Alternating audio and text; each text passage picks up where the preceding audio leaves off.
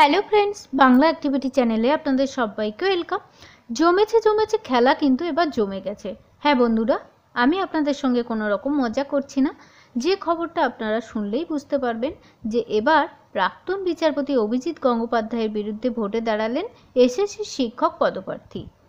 এবার প্রাক্তন বিচারপতি অভিজিৎ গঙ্গোপাধ্যায়ের বিরুদ্ধে ভোটের ময়দানে নামলেন এক চাকরিপ্রার্থী। চাকরি মামলার রায়ে খ্যাত হয়েছিলেন অভিজিৎ গঙ্গোপাধ্যায়। এবার তার বিরুদ্ধে ভোটে লড়তে নেমেছেন চাকরিপ্রার্থী মহিউদ্দিন আহমেদ।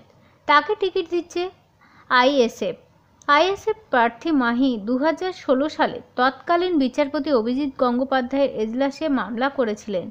উচ্চ প্রাথমিকের নিয়োগে প্রথম যে স্থগিতাদেশ দিয়েছিল আদালত, সেখানে অন্যতম মামলাকারী ছিলেন কিন্তু এই মহিউদ্দিন আহমেদ।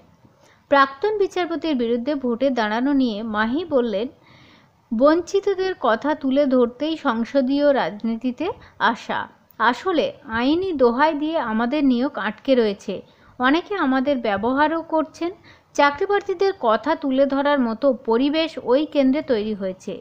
ওখানে চোর বিচারপতি থেকে আইনজীবী সবাই রয়েছেন। ভোটে দাঁড়ানো নিয়ে মাহির দাবি, তিনি শুধু চাকরিপ্রার্থী এবং বাংলায় বেকারদের হয়ে প্রতিনিধিত্ব করছেন। অন্য কোনো সূত্র বা সমীকরণ সেখানে নেই। প্রসঙ্গত উল্লেখ্য, তমলুক লোকসভা আসনে তৃণমূল প্রার্থী করেছে দেবাংশু ভট্টাচার্যকে। বিজেপি টিকিট দিয়েছে অবসরপ্রাপ্ত বিচারপতি অভিজিৎ গঙ্গোপাধ্যায়কে। বামেরা প্রার্থী করে তাদের তরুণ মুখ, পেশায় আইনজীবী সায়ন বন্দ্যোপাধ্যায়কে।